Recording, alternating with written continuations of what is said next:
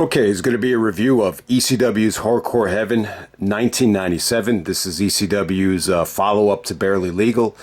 Obviously, Barely Legal was extremely successful with, the help of the WWF, promoting the show. And, that was a huge landmark for ECW. But, this second pay-per-view, there's a pretty big gap. We're going from April of 97, and the next pay-per-view isn't until August. It's actually August 17th, 1997. What really drew me to the show, to be completely honest with you, is just the women. This is actually Sonny's, I think it's Sonny's ECW debut. But the main star that brought me to the show was Jenna Jameson. If you never heard of Jenna Jameson, I think she's still considered the most attractive and arguably the biggest star in the history of the adult business. A lot of it had to do with Howard Stern. She appeared in Howard Stern's Private Parts. That made her a big star. At the same time, the company she signed to, it's almost like they took the Michael Jordan approach that Nike took with Jordan, where they put all their energy into marketing just one, main attraction. Very similar to what Vince did with Hogan. You can make the same analogy there. And then at the same time, I think most people probably know Jenna from marrying Tito Ortiz.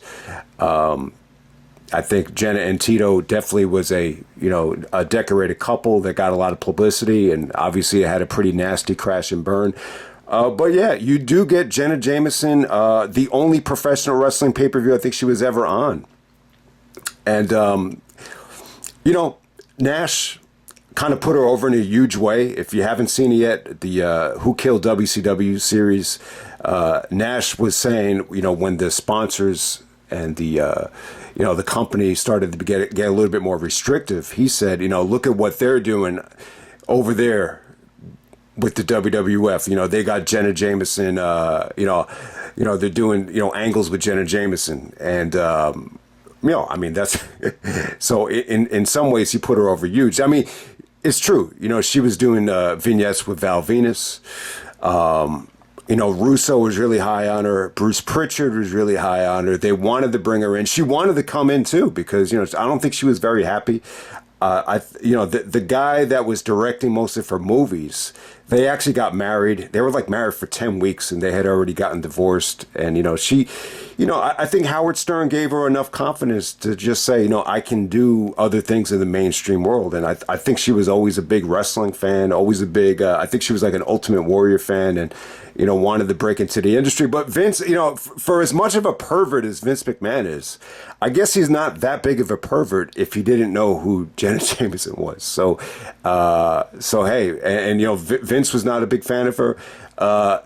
He was not attracted to her. I think the wording was that he actually thought that she was ugly, and maybe a little bit trashy. So when you look at the Val Venus vignettes, if you notice about Jenna,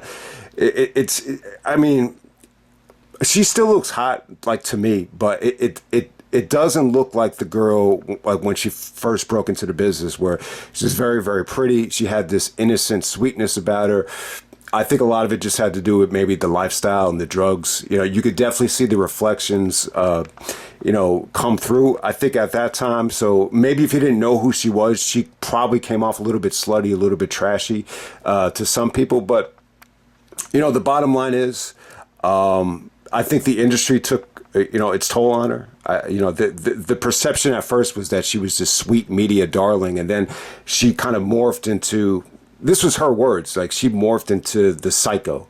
That was the media's perception of her. So, maybe that has something to do with it. But hey, you get to see her on the show. I was a little bit disappointed in the presentation of her. I think at this time in 97, some of the fans were chanting Jenna, but most of the fans kind of reacted to her like she's just generic hot blonde.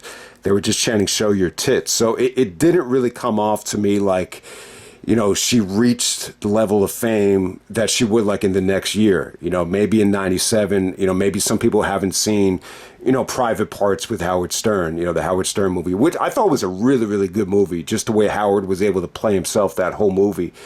And then I think too, I just don't think she, I think, maybe the star power hadn't broken through yet. You know, maybe some of the stuff that she shot in 97 just really didn't penetrate, you know, to the masses quite yet. And it's that's probably true. I don't think I really knew who she was until maybe like late 98 or, you know, 98, 99. That's when she started, you know, creating a lot of buzz as, oh, okay, there's this girl that's doing porn that, you know, is like the hottest girl in the world. She's hotter than Pamela Anderson, Jenny McCarthy. You know, you could definitely argue that she's like, you know, as hot as Trish was, you know, when Trish was in her prime. But let's not waste any more time, man. We're going to go back to, and I think part of the reason she was on the show is I think she was in the area at the time. I think, you know, she had divorced the guy that she was with, the director. And, you know, she was dating some Spanish guy, I believe, in the Florida area. So maybe that's why she was on the show. It does seem like some of the better stuff actually made it onto hardcore TV. They didn't have her talk or do anything here. There is, you know, some vignettes that came off really, really hot. I think those are actually safe for hardcore TV, even though you had the Hardcore Heaven logo in the background on the backdrop of that. But yeah, man, we're going to go back to. So this is actually in Fort Lauderdale, Florida. This is actually like the, you know, the Florida. I think it's the same, you know, arena that they used to, you know, film the Florida promotion in, you know, back during the territory days. I got to say, the atmosphere here. You know, the crowd was okay. I think the crowd was good here. The crowd wasn't the problem. I think the problem with the show is just the presentation. Like they tried to do some wacky stuff with the extreme chopper and the Sandman and the ambulance. I think that stuff came off horrible.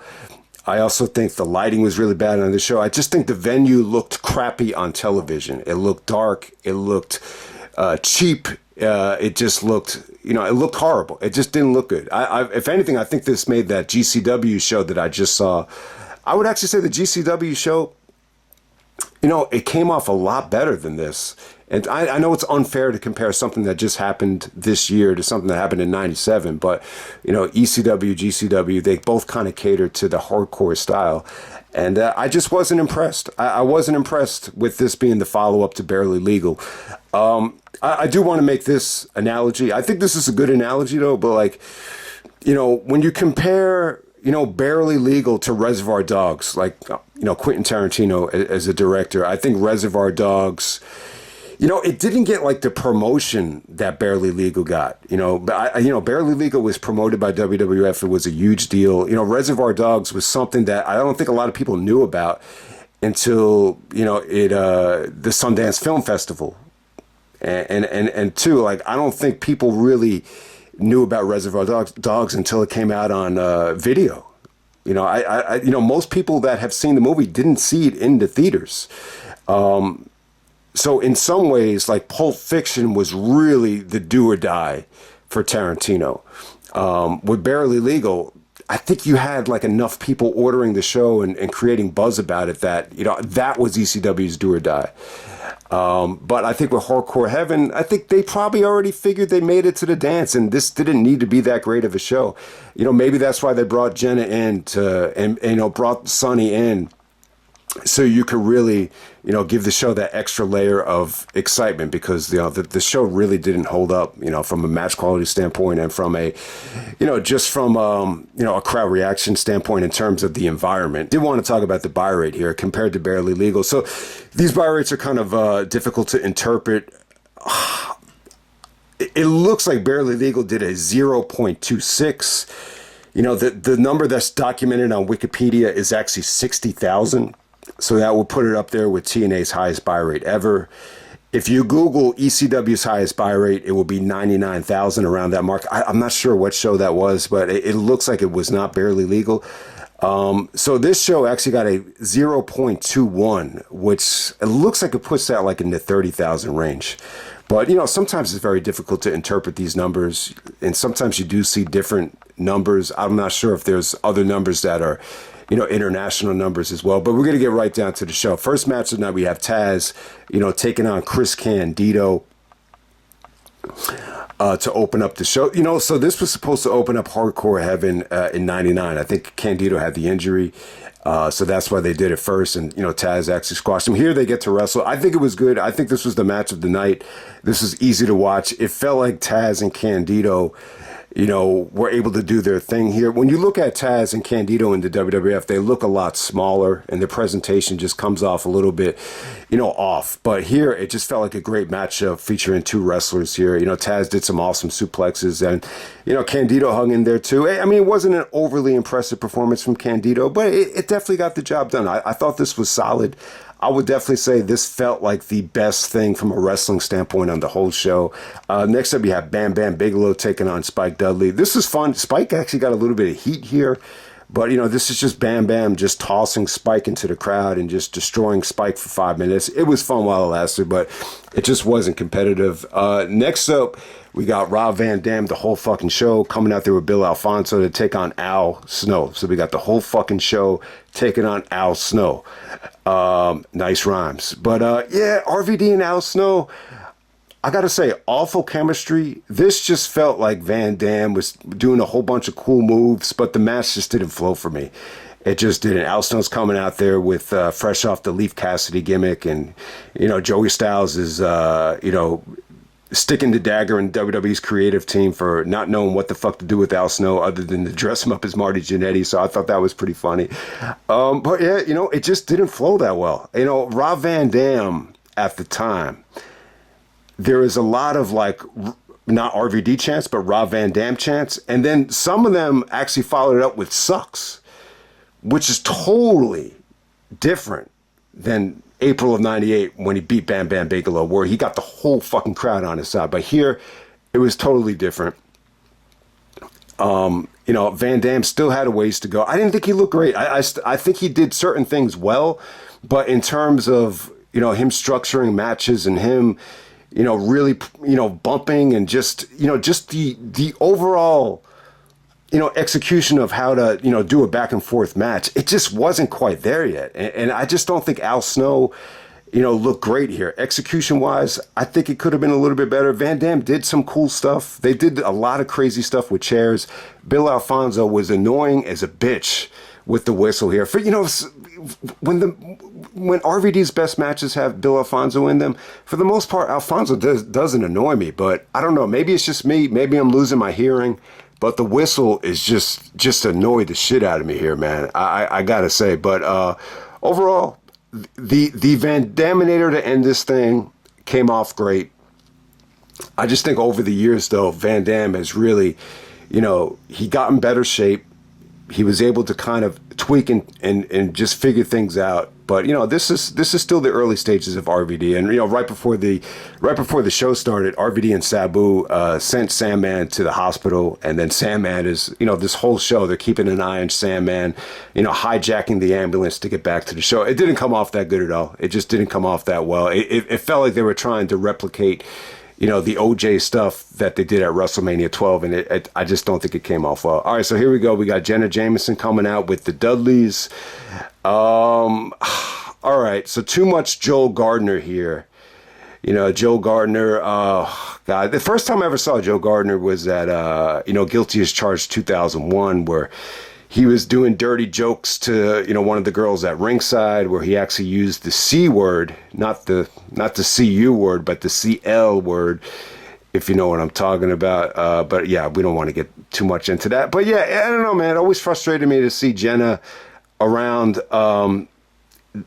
so many guys that you just felt like, you always had the impression with Jenna Jameson where you got you could say like, man, sometimes the hottest girls just end up with these guys that are just really not that great. I mean, I hate to say it like that. You almost feel the same way about some of the guys she married. I wouldn't say that about Tito Ortiz, though. I think Ortiz and Jenna made a hot couple because, Tito Ortiz is a badass. So I wouldn't say that about Tito, but I would definitely say that about, the first couple of guys that she was with. And you get to see Jenna kind of,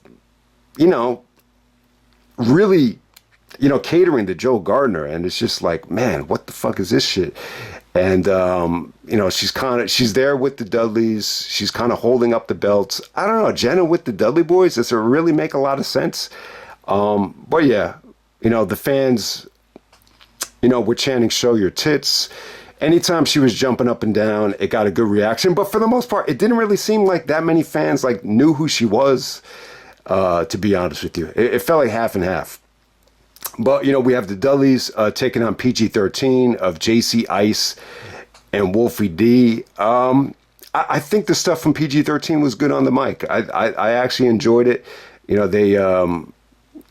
They took some shots at Jenna. He said, meet me back at the Days Inn if you want to be with the real stud. Says something like that. One of these guys actually kissed Jenna, and Jenna acted like it was disgusting. So, Jenna had some good interactions with the fans.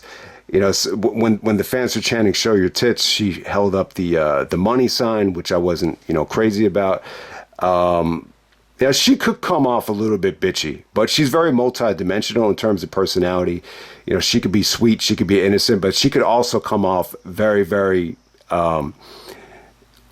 egotistical, very, high maintenance. You get the point there. But she did some good interactions here. She actually tripped PG-13 a couple of times, and it actually came off great. For someone that never had been in the ring before, she felt like a natural. I think she could have definitely been good in WWE. I think Heyman, if Heyman got more time to really work with her, she definitely had a great personality. She's really into like Jim Carrey movies, and she could be a little bit wacky at times. So, and she's a fan too. So I think if she really wanted to get into the business, it could have been good. But, the bottom line is, Vince, wasn't willing to invest in her.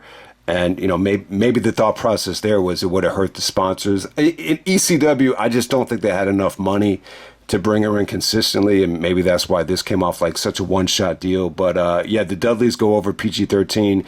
You get to see the Dudleys do some great double team work. Jenna actually holds up both the tag team titles after the match is over. I think it was fun. It was just cool to watch. I wouldn't say this was great, but this just showed you how much stock I think Heyman put into the Dudleys. Is that you have one shot to put Jenna somewhere and you put him with the Dudleys. But you know what? To be completely honest with you, there's no fancy entrance for Jenna. There's no, there's really none of her getting on the mic. Joe Gertner pretty much, dominated the whole promo there.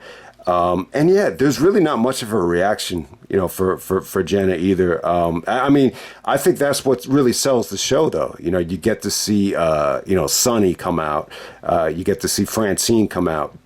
You get to see, Tommy Dreamer in the next match with Beulah. So I think in terms of women, I think this is one of the most star-studded shows in terms of just hot women in the history of professional wrestling. So that's really the silver lining of the show. But other than that, I just think, match after match here was just very, very underwhelming. I think Jerry was great here, though. Jerry Lawler is on this show. He takes on Tommy Dreamer in the next match.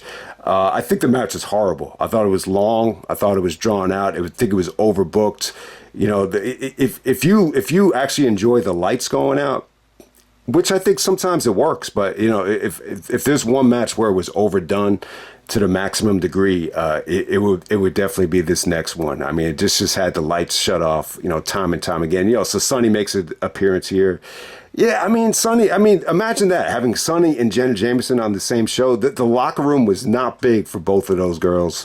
I have no idea if they interacted, but, I would pay to see that if they, interacted with each other, just to see them interact. I'm not saying they want to see them do anything else. But, Tommy Dreamer and Jerry Lawler. Jerry was great on the mic here, though. He was able to plug the In Your House Ground Zero show, and he was talking about Stone Cold and Undertaker and Bret Hart. He was even saying that, Bret Hart, he was saying that, those are the real superstars. In ECW, we have a bunch of, extreme crappy wrestlers. But, this is where they blow it off here. Dreamer gets the big win over Jerry Lawler, thanks to Beulah. Sonny comes out to try to help Jerry. But to no avail. I think the match, Tommy Dreamer gave a great effort. This got bloody. I think Jerry is just really, really good at, drawing heat. And that was the silver lining there. But I just think it was just long and overbooked, man. I wish this would have been just cut in half. 20 minutes for a Jerry Lawler match is just, way too long, especially for that time. But, they put over Dreamer, and you could finally move away from the Jerry stuff, which was really, really good, I think, for ECW in retrospect. So if you want to say that about the match from a positive standpoint, then there we go with that. And then we get to the main event. We got the ECW title in a three-way elimination match. This is a rematch from when the line was crossed. You know, that if you watch the Rise and Fall of the ECW documentary, that gets praised as like, you know, maybe the most important ECW match ever, you know, along with like the Barely Legal stuff with Terry Funk.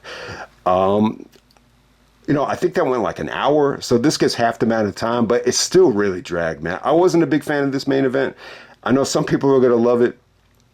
You had Sandman making his big return here to take out Sabu. What I think really helped this match more than anything is just the booking. There was just certain crazy stuff that happened within the match that made it interesting. You know, I got to say, the Sandman stuff, you know, the stuff throughout the whole show was nauseating, but, you know, when Sandman got here and Sabu did his magic, and, you know, there was actually a double leg drop through the table with, you know, Bill Alfonso getting taken out. It took out Shane Douglas as well. It was just really, it was Sandman actually taking out Bill Alfonso.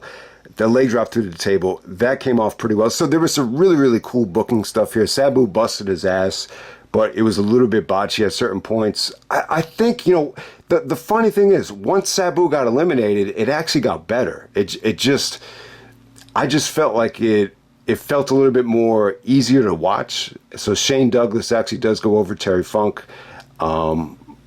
But for the most part, man, I got to say, the magic, for me, the magic just wasn't quite there, you know, compared to the match that they had in 1994, which, you know, was huge, you know, for ECW. You know, people talk about that when the line was crossed match, like if it wasn't for that match, like ECW wouldn't have survived. But, you know, Shane goes over. He celebrates with Francine at the end of this thing. It was just really overbooked. And you know, some of the overbooking actually helped the match, because there were certain points during the match where it just dragged big time. It's the simplest way to say it. And the ending, you know, the way the pay-per-view ends, the Dudleys come back out, and that leads to the Gangsters coming out. That leads to the Eliminators coming out, Axel Rotten coming out. And it just kind of ends in a big brawl. You know, New Jack actually has a Machiavelli shirt on, which I would love to get. I tried to buy a Machiavelli shirt with Tupac, and there's just not a lot to choose from. I wish they sold just the shirt with the Machiavelli album cover on it, but it's one of those wacky Tupac shirts with all the over-the-top graphics. But you know, Perry Saturn, you know, busts his ass here while he's injured, tries to, you know, send the fans home happy. And, you know, the ending actually came off great. It's just a little bit of a chaotic, you know, cluster mess, but, you know, the fans definitely enjoyed it. You know, they went into the crowd, and the show kind of goes off the air with everybody saying ECW. But yeah, you know what, man, this was just not the show for me. I couldn't get into the main event. There's just a lot of stuff that I just felt was very underwhelming. I mean, you name it, from RVD to Al Snow to Dreamer and Jerry to the actual Dudley's match. I couldn't get into anything here. I thought the lighting was dark. I thought the ring looked kind of crappy. Just everything about the atmosphere just didn't hit the mark for me. So yeah, I mean, I'm a huge ECW fan, but I got to say, the follow up to Barely Legal, it just didn't, you know, hit the mark for me. But hey, man, you get to see, you know, Sonny debut. You get to see Jenna Jameson on the show. Francine looked hot as hell. Bigelow looked good. So if you love women, I would definitely give this a mild recommendation. But, you know, if you're not into, you know, hot wrestling valets, then you could definitely skip this show. So, yeah, man, that's pretty much it. That's Hardcore Heaven 1997. And I'm out. All right.